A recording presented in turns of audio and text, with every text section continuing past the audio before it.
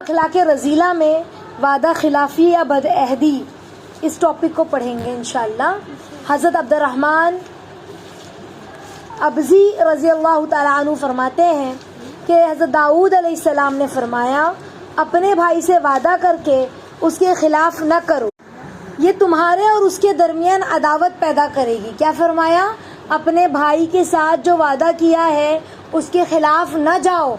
क्यों? क्योंकि फिर अगर तुमने उससे जो वादा किया है तो अब तुमने उसको पूरा नहीं कर पाए तो दोनों के बीच में क्या होगी? अदावत, यानी दुश्मनी, नाराज़गी। समझ रहे? अनस बिन मालिक रज़ी अल्लाह तआला अन्हु से मरवी है कि आप सल्लल्लाहु अलैहि वसल्लम ने खुतबा देते हुए क्या फरमाया कि इसमें ईमान नहीं जो अमानतदार नहीं, जो अमानतदार नहीं उसमें ईमान नहीं, और उसमें दीन नहीं जो वादों का पाबंद नहीं। अल्लाह के नबी ने क्या फरमाया? जो वादे का पाबंद नहीं है उसके अंदर दीन नहीं है।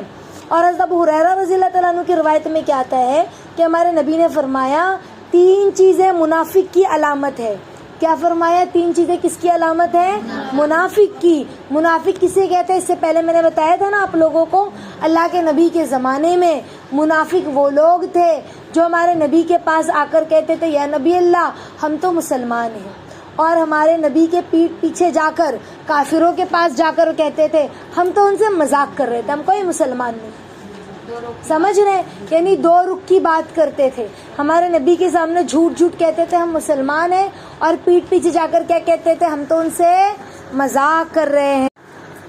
तो कहा कि 3 चीज़ें मुनाफिक की अलामत, यानी मुनाफिक की निशानी है। जो मुनाफिक होगा उसके अंदर ये 3 बातें पाई जाएंगी। तो क्या कहा? अगरचा वो नमाज भी पढ़ता हो, रोज़ा भी रखता हो, लोग उसे मुसलमान भी समझते हो कि भाई ये मुसलमान है, लेकिन 3 आदतें अगर उसके अंदर है तो वो मुनाफिक है। तो वो कौन है? मुनाफिक। अल्लाहु अकबर, कितनी बड़ी बात। अब देखिए, हम नमाज पढ़ते हैं, रोज़ा रखते हैं, है ना, हम भी मुसलमान हैं, लोग हमें मुसलमान समझते हैं और हम अपने आप को खुद भी मुसलमान समझते हैं। लेकिन अल्लाह के नबी ने फरमाया कि 3 चीज़ें मुनाफिक की है, और अगर चाहे वो नमाजी हो, मुसलमान हो, रोज़ेदार हो, लेकिन अगर ये 3 चीज़ें हैं तो वो मुनाफिक है। अल्लाहु अकबर। पहली बात क्या कहा? बोले तो झूठ बोले। देखिए, हमारे अंदर ये आदत है, हम झूठ बोलते हैं। हाँ, अगर ये आदत है तो फिर हम इससे तौबा कर लें, क्योंकि मुनाफिक का ठिकाना तो जहन्नम की खाई है। मुनाफिक का ठिकाना क्या है? जहन्नम की खाई है। देखो, छोटी छोटी बातों पे भी झूठ बोलना। जैसे हम निकले घर से मदरसे के लिए या कॉलेज के लिए, और हम कॉलेज ना जाते हुए कॉलेज को बंक कर दिया, मदरसा ना जाते हुए यहाँ वहाँ टहलते हुए घर पहुँचे, और अम्मी से क्या कहा कि हम कॉलेज गए थे। क्यों कॉलेज से लेट हो गया? गए थे खाने पीने, पिक्चर देखने। होता है, अक्सर लड़कियां ऐसा करती हैं। और अम्मी से क्या कहने लगे? कंबाइंड स्टडी कर रहे थे, जॉइंट स्टडी, एक्स्ट्रा क्लासेस थी। झूठ कहा। क्या कहा? झूठ। कभी भी याद रखे, अपने गार्जियन से किसी तरीके की भी झूठ बात ना कहें, चाहे वो सास हो, चाहे वो हमारे माँ बाप हो, चाहे वो हमारे शौहर हो। किसी से भी नहीं कहना, खास तौर पर अपने गार्जियन से। क्यों? अगर हमने कभी भी झूठ कहा तो दोबारा हम पर भरोसा कर पाएंगे, हमारी बात का यकीन कर पाएंगे। जैसे बहू है, बहू घूमने के लिए बाहर गई थी, सास को बोल कर गई कि मैं तो घूम कर आ रही हूँ, और अपनी अम्मा के घर रह कर आई, और सास को क्या लगा, मेरी बहू तो अपनी माँ के घर गई ही नहीं, कितना दिन हो गया। झूठ बात हुई, अल्लाह पकड़ेंगे। हमें झूठ नहीं बोलना है। हम नजरिया देख रहे हैं सास का, लेकिन वो हमारे बड़े हैं, हमारी माँ है ना। जो भी हमसे, हम अगरचे हम घूमने गए थे, लेकिन अगरचे हम किसी भी वजह से वहाँ पहुँचे, तो हमें घर आकर सच बताना है, झूठ बात नहीं करनी। इसी तरह अपनी अम्मी से आकर हमें कभी झूठ नहीं बोलना है कि हम यहाँ चले गए थे, हम वहाँ चले गए थे। जहाँ गए थे वही बात कहनी अपने माँ बाप। समझ में आ रही है बात? क्यों? क्योंकि झूठ बोलने से, इससे पहले हमने पढ़ा, कितना गुनाह है, उसके मुंह से बदबू आती है, दूसरी बात ये कि झूठ बोलना ये अल्लाह को पसंद नहीं है, मुनाफिक की अलामत है, उसकी निशानियों में से एक निशानी है। शौहर को लोग झूठ बोलते हैं, किसी कीमत पर शौहर से झूठ ना बोले, कभी भी झूठ ना बोले। बात समझ में आ रही है कि इससे क्या होता है, झूठ कभी ना कभी पकड़ा जाता है, झूठ कभी ना कभी। आपने मुझे कहा कि ये जो मैंने आपसे पूछा ये कपड़ा कितने का लिया, आपने कहा 3000 का, हालांकि आपने लिया था 1500 का। कितने का लिया? अच्छा, झूठ बोलने वाला झूठ बोलकर भूल जाता है उसने क्या झूठ बोला था, 2-3 दिन याद रहेगा फिर भूल जाएगा, समझ रहे। अब फिर 6 महीने बाद हमारी मुलाकात हुई, मैंने तो आप कोई किस्सा सुनाते सुनाते बताने लगे कि वहाँ सेल लगा था तो 1500 में मुझे देखो कितना अच्छा कपड़ा मिल गया था। तो मैं तो सोचूं ना कि ये तो मुझे लास्ट टाइम मिली थी 3000 बता रही थी, अब तो 1500 बोल रही, झूठ बोल रही थी। क्या हुआ, इज्जत कम हुई? क्या हुई इज्जत? झूठ बोलने वाला झूठ बोलते बोलते इतना झूठ का आदी हो जाता है कि वो भूल जाता है कि उसने क्या क्या झूठ बोले थे और झूठ में कौन कौन सी बात उसने पेश की थी। तो हम अपनों की नजरों से गिर जाते हैं, अपने घर वालों की नजरों से, अपने शौहर की नजर से, अपनी सास की नजर से, समझ रहे, अपने माँ बाप की नजर से, अपने रिश्तेदारों की नजर से। दूसरा जो नुकसान होता है झूठ बोलने वाले का, वो नुकसान ये होता है कि झूठ बोलने वाले की कमाई की बरकत अल्लाह उठा लेते, उसकी रोजे की बरकत, रोजी की उठा लेते हैं। अब आप कहो आपा मैं तो कमाती नहीं हूँ, मेरे शौहर कमाते हो तो बड़े सच्चे, और झूठ तो मैं बोलती हूँ, तो उस औरत की वजह से अल्लाह घर की बरकत उठा ले। समझ रही है बात? झूठ इतनी बुरी चीज है। और अल्लाह के नबी कह रहे हैं कि मुनाफिक की अलामत, बात करे तो झूठ बोले, बोले तो झूठ बोले। अब हम देखें है हमारे अंदर ये आदत, चेक करें। अम्मी ने मंगाया भिंडी, जा बेटा आधा किलो भिंडी लेके आ जा, भिंडी मिली 30 रुपए किलो। दुकान वाले ने बोला, हम बोले नहीं अंकल 28 रुपए किलो दो। अब जो 2 रुपया बचा वो हमने अपने जेब में रख लिया और अम्मी से कहा 30 रुपए की भिंडी लाए। हमने बार्गेनिंग की, 2 रुपया बचा, अपनी अम्मी से ईमानदारी से कहो कि अम्मी मैंने बड़ी मुश्किल से बार्गेनिंग की है, मुझे ये 2 रुपया चाहिए। ये एक अलग चीज़ है, आपने अपनी अम्मी को मनवा कर ले लिया, लेकिन बताया नहीं, झूठ बोला, ये गलत चीज़। बात समझ में आ रही है बात? और वो जो पैसा आपने इस्तेमाल किया वो भी जायज़ नहीं है, बगैर बताए, वो चोरी भी हुई एक तरीके से, झूठ भी हुआ। समझ गए? दूसरी अलामत कहा मुनाफिक की, वादा करे तो उसके खिलाफ करे, वादा करे तो खिलाफ करे, मुनाफिक की यह अलामत है। मैं एक दिन कल आ जाना कपड़ा सिल के दे दूंगी, और हमने अपनी सुस्ती और काहिली से कपड़ा सिला नहीं और फ़ोन करके कह दिया कि मेरा कपड़ा तो सिला नहीं है, परसों आना। वादा किया, वादा खिलाफी की ना। इसी तरह से हमने अपने बच्चे से कहा कि बेटा तू पास हो जाएगा ना तो तुझे मैं साइकिल दिलाऊंगी, और वो पास हो गया और हमने साइकिल वाइकल कुछ दिलाई नहीं। वादा खिलाफी हो गई ना? क्या हो गई? वादा खिलाफी हो गई। इसी तरह से बहुत सारी चीज़ें हैं वादा खिलाफी पे। अल्लाह के नबी सल्लल्लाहु अलैहि वसल्लम ने हमें बताया कि वादे को कैसे वफा करते हैं। एक शख्स आया, एक शख्स से अल्लाह के नबी की मुलाकात हुई, किसी वजह से हुई होगी, तो उस शख्स ने कहा आप यहीं खड़े रहिए, मैं भी आता हूँ, आप यहीं खड़े रहिए, मैं अभी आता हूँ। और वो चला गया, और वो आया ही नहीं, भूल गया जो भी मामला था। उसके बाद 2-3 तीसरे दिन गालिबन जब वो आया तो अल्लाह के नबी वहीं खड़े थे। तो वो शख्स आया और कहा कि ओह मैं तो भूल गया था, आपको मैंने खड़ा रहने के लिए कहा था, आप आज मुझे यहीं मिले। तो कहा मैं जब से ही तो खड़ा हूँ, तुमने कहा था ना कि मैं आता हूँ, इसीलिए मैं खड़ा था कि तुम आओगे और परेशान हो जाओगे। तो कैसे वादे को वफा किया अल्लाह के नबी ने। हाँ, जाते तो किसी को बोल कर जाते, नमाज के लिए, हाजत के लिए, लेकिन वहीं रहे अल्लाह के नबी 3 दिन, वहाँ से हटे नहीं। तो वादा खिलाफ़ी बहुत बड़ा गुनाह है। इसी तरह से अमानत रखी जाए तो खियानत करें। अमानत में अब वो अमानत माल भी हो सकता है, बात भी हो सकती है। वो अमानत माल भी हो सकता है और किसी ने हमें कोई चीज़ अमानतन दी। जैसे मैं एग्जांपल आपको देती हूँ, हमारे पड़ोस से सालन आया एक प्याले में। क्या आया? हमारे मायके से कुछ सामान आया किसी प्याले में, डब्बे में। हमने क्या किया? उसको निकाला और धुलकर उस प्याले को हमने साइड में रख दिया पड़ोसी के, कि कल हम कुछ बनाएंगे तो इसी में डालकर उनको दे देंगे। अब उस कल के दरमियान में हमें बर्तन की ज़रूरत पड़ी, हमारा प्याला गंदा था या हमारे सामने वही प्याला नज़र आया और हमने हमारे पड़ोसी के प्याले को इस्तेमाल करके उसमें हम खा रहे हैं। ये है खयानत।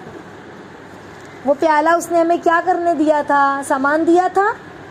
उस प्याले को हमको एज इट इज़ वापस करना था, सामान देकर या खाली, सामान देकर या खाली वैसे ही वापस करना था। लेकिन उससे पूछे बगैर हमने उसके प्याले को, अच्छा ये तो छोड़ो, बाज़ लोग तो उसी प्याले को दूसरे घरों में भी फिरा देते हैं। समझ रहे?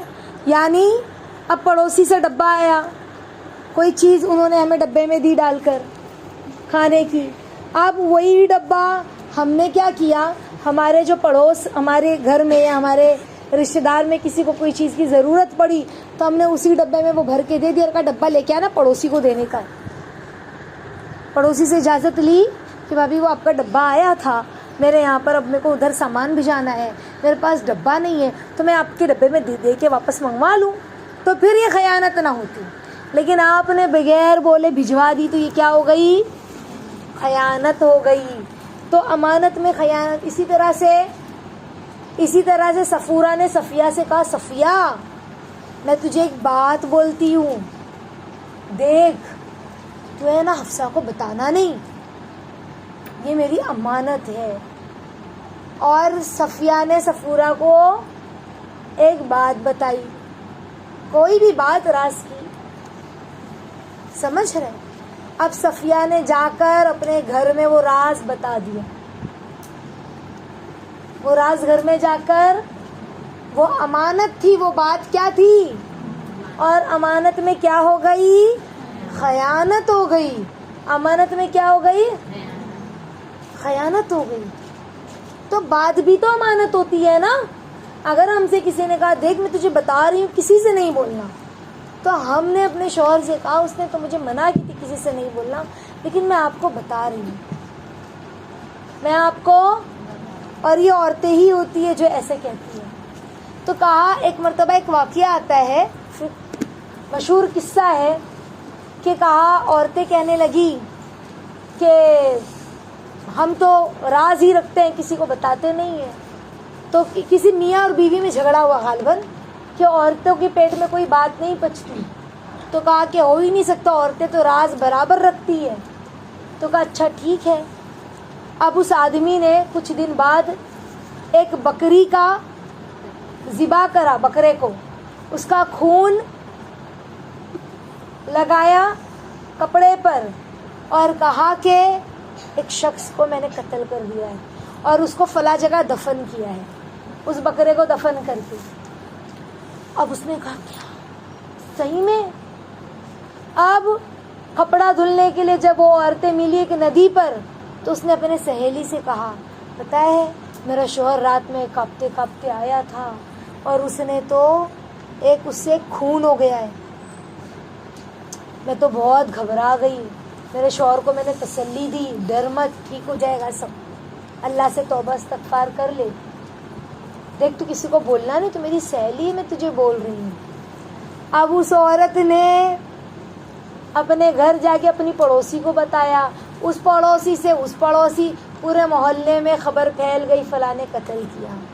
तो फिर अब उस आदमी को लाया गया, तो उस आदमी ने कहा मैंने कत्ल नहीं किया था, और शायद उस आदमी ने पहले से भी कुछ बोल कर लोगों को सबूत गवाह बनाया भी होगा, तो इस तरह से वो बात बताया कि देखो ये औरत कह रही थी कि औरतों के पेट में बात पचती है, और मैंने कहा नहीं पचती, औरतों से राज फाश हो जाता है। समझ रहे? तो अमानत अमानत होती है, उसमें खयानत, बातें भी अमानत होती है, चीज़ें भी अमानत होती है। आ रही है बात समझ में? तो कोई भी चीज़ हमें कोई अगर देता है तो हम उसको हिफाजत करें। जैसे मिसाल के तौर पर मैंने आप लोगों को अमानत में बहुत सारी चीज़ें बतलाई है। मिसाल के तौर पर हमने अपनी बहन से कहा कि तेरी झुमकी मुझे शादी में पहनने के लिए देना, बहुत खूबसूरत है, या तेरा लिबास बहुत प्यारा, या तेरी सैंडल बहुत प्यारी, शादी में पहनने के लिए दे। अब उसने हमें शादी में पहनने के लिए दी। देखो वो तो दुनियावी चीज़ें टूट जाएगी, लेकिन अब हमने उसको पहनने के बाद हिफाजत से रखना चाहिए था ना, हमने उसको यूं ही लाके फेंक दिया। अब बच्चे उससे खेलने लगे और बच्चे के हाथ में वो लगी और बच्चे ने उसको खींच के तोड़ दिया या पटक दिया, सैंडल टूट गई, या कोई दाग लगा दिया कपड़े पर, हमने यूं ही कपड़ा रख दिया था बिस्तर पर या टेबल पर। तो ये क्या हो गया? खयानत हुई कि नहीं अमानत में? सामने वाले ने जो चीज़ हमें दी है हमें उसकी हिफाजत के साथ इस्तेमाल करना था और हिफाजत के साथ उस तक पहुंचाना था। बीच में अगर वो टूट जाती है तो हम माफ़ी माजरत करें या उसका बदल दे दें, जो भी मामला हो, लेकिन अमानत होती। इसी तरह शौहर ने जो भी सामान घर पर लाया है वो भी अमानत है। हम शौहर की बगैर इजाज़त अपने मायके में सामान भिजवाएं, यह खयानत है। शौहर ने घर में खाने के लिए कुछ लाया था, चॉकलेट हो गई, फ्रूट हो गया, कोई भी चीज़, हमने शौहर से पूछे बगैर दे दिया, तो ये क्या हो गया? खयानत हो गई। आपने अपने शौहर से पूछना था। आपकी खुद की पर्सनल चीज़ है, आपकी खुद की, जैसे आपको शौहर ने पॉकेट मनी दिया, समझ रहे हैं? अब उस पॉकेट मनी से हमने अपने भाई के लिए या अपनी बहन के लिए या अपने भतीजे के लिए कुछ खरीद कर दे दिया, तो ये खयानत नहीं है। या हमारी चीज़ थी, शौहर ने कहा भाई तुमको पैसा दिया, जो करना है वो करो, हमारी मर्जी, हम कुछ भी करें उसका। लेकिन शौहर का जो माल था उस माल को हमने किसी और को इस्तेमाल करवाया और खुद क्या कह रहे हैं कि मैंने फला चीज़ में इस्तेमाल करी। झूठ। शौहर के पैसे को मायके में इस्तेमाल किया या किसी और को दिया और हमने कहा मैंने अपने ऊपर इस्तेमाल किया। झूठ। अल्लाह को इसका जवाब देना पड़ेगा। ये अमानत थी। अमानत में क्या हुई? खयानत। इसी तरह से बहुत सारी चीज़ें वक्तन फ़वक्तन हालात ज़िंदगी में आती है, हमें अमानत में खयानत नहीं करना है इंशाअल्लाह। जैसे मिसाल के तौर पर स्कूल की बेल बजी, छुट्टी हो गई।